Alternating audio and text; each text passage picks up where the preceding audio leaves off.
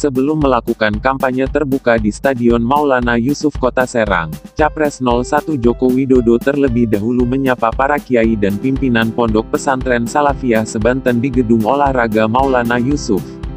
Ribuan kiai dari berbagai pesantren yang tergabung dalam Majelis Pesantren Salafiyah Banten atau MPS, mengadakan silaturahim dan deklarasi dukungan kepada Capres-Cawapres 01 Joko Widodo Kiai Haji Ma'ruf Amin. Sesampainya di lokasi, Jokowi langsung disambut oleh ribuan kiai dan para pendukung dengan lantunan sholawat badar.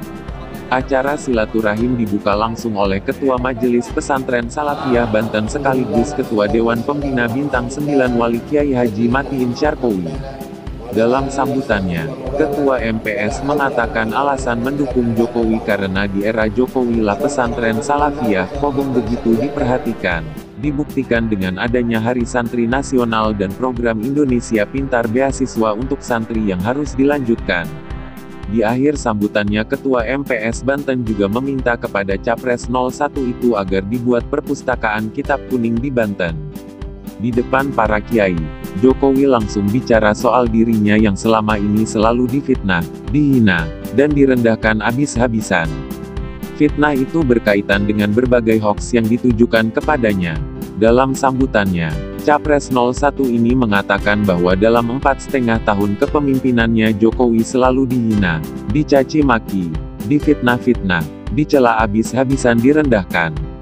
Isu-isu hoaks dan fitnah ini disampaikan bukan hanya di media sosial, tapi dari pintu ke pintu di tengah masyarakat, seperti isu PKI, antek asing, larangan azan, sampai perkawinan sesama jenis. Beliau menghimbau kepada masyarakat bahwa sebagai negara mayoritas muslim penuh norma agama, kita harus mengedepankan tata krama dan etika. Jangan karena urusan politik, segala cara dihalalkan. Joko Widodo memasuki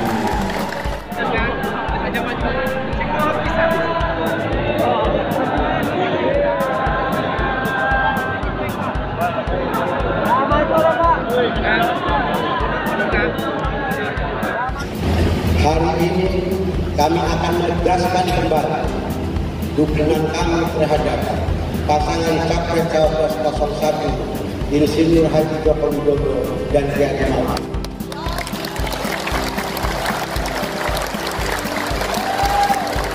Kami memilih pasangan Capres-Cawapres nomor 01 bukan tidak ada. Kami sungguh memiliki alasan yang faktual. Pertama, sejak berdirinya Republik ini, belum ada santri dimanjakan.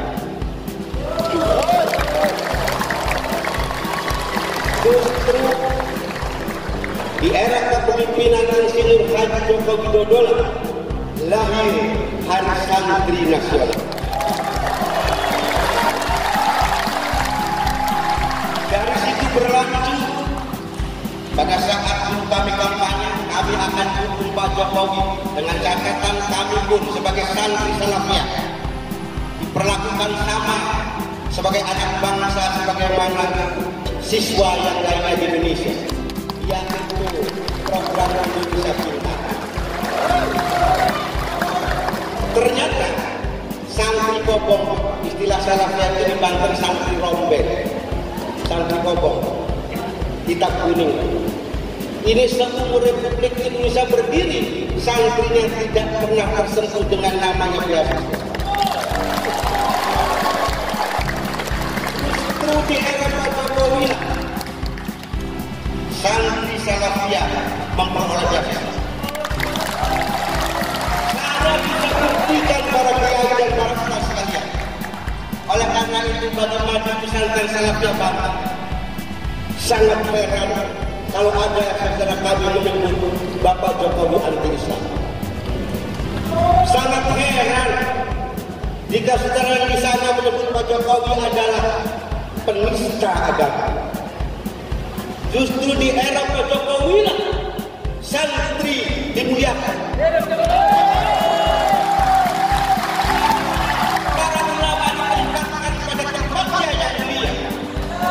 Beliau lahir dari roh muslimah, tetesan dari seorang bapak yang muslim, kakek dan neneknya tidak muslim,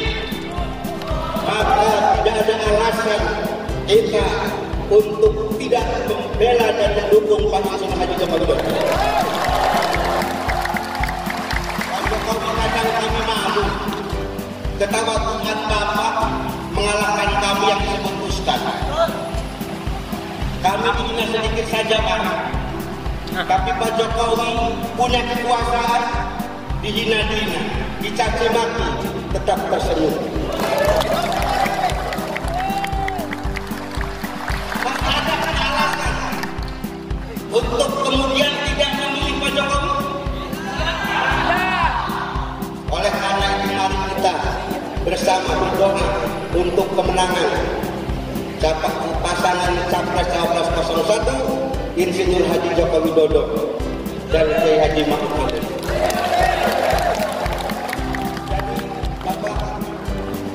Karena memang PIP itu belum menentu dan menyeluruh dalam kerangka eksistensi pesantren Salafiyah, kami mohon ini diteruskan dan semakin diperluas. Satu hal kami mohon, Banten ini punya sejarah dengan pesantren Salafiyah.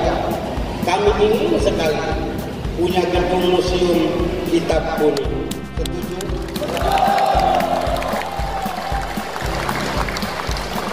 Sehingga kenapa harus kitab kuning Pak? Yang namanya pesantren Salafiyah adalah warisan para awliya, pendiri republik ini.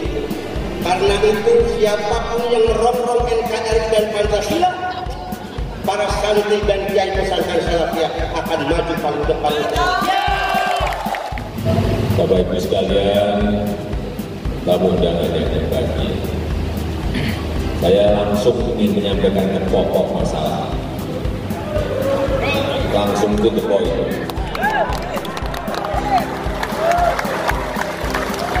Yang pertama, saya ini sudah 4,5 tahun dihina-hina, dicaci maki, difitnah-fitnah, dicela habis-habisan, direndahkan habis-habisan. Apa yang saya lakukan?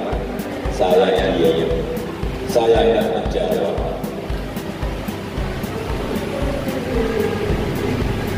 Tapi saat ini saya perlu menjawab mengenai isu-isu itu. Karena kalau tidak saya jawab, saya diam kayak 4,5 tahun yang lalu, bisa-bisa orang semakin percaya. Karena dari survei yang kita lakukan, 9 juta orang lebih percaya mengenai isu-isu yang ada. Isu-isu apa itu? Isu-isu kabar fitnah, kabar bohong yang terus disemburkan ke masyarakat, baik lewat dari pintu ke pintu maupun lewat media sosial. Saya berikan contoh, satu, Presiden Jokowi itu PKI. Ini sudah 4,5 tahun jadi. Saya pikir tidak mungkin masyarakat percaya. Tetapi survei kami terakhir, 9 juta orang percaya mengenai ini. Coba. Perlu saya sampaikan, saya lahir itu tahun 61. PKI dibubarkan tahun 65-66. Berarti umur saya baru 4 tahun. Ada PKI balita. Nanti kejar lagi. Coba bapak ibunya, kakek neneknya. Ya jawaban saya mudah. Silahkan dicek Tabayun ke Solo, cek di dekat masjid rumah saya, cek dekat masjid rumah orang tua saya, cek dekat masjid kakek nenek saya. Siapa mereka?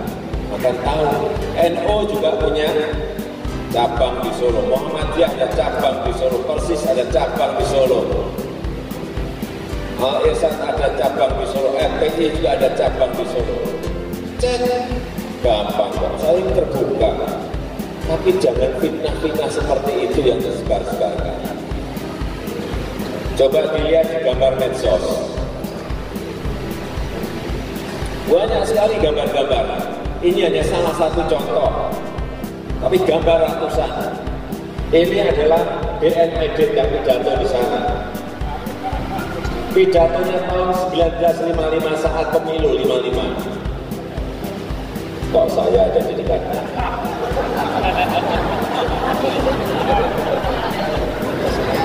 Coba. Padahal lahir saja saya belum.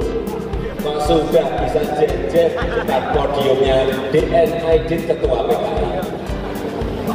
Ampun ya Allah, astagfirullah. Seperti ini yang banyak. Logikanya tidak masuk, tapi 9 juta orang percaya mengenai ini. Yang kedua, sekarang ini akhir-akhir ini juga keluar lagi.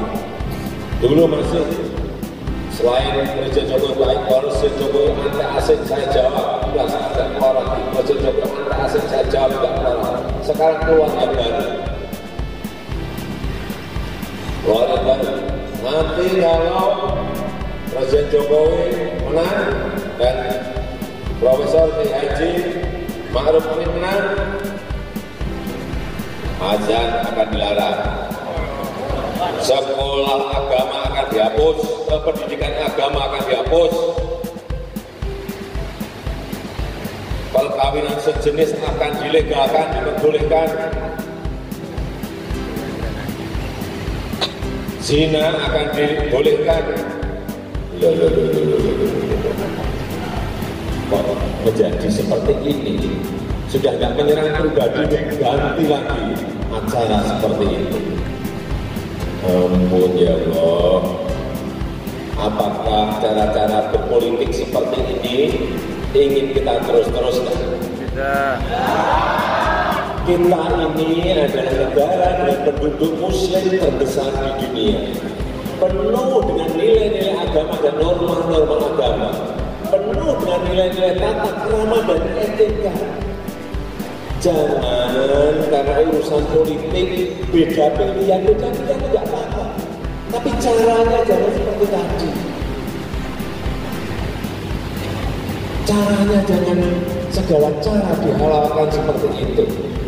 Oleh sebab itu saya ingin mengajak meluruskan hal seperti ini, jangan dibiarkan. Harus kita luruskan, kita harus berani meluruskan. Tidak mungkin presiden siapapun berani yang namanya melarang azan. Tidak mungkin siapapun menghapuskan pendidikan agama, tidak mungkin melegalkan perkawinan sejenis LGBT, tidak mungkin. Yang maha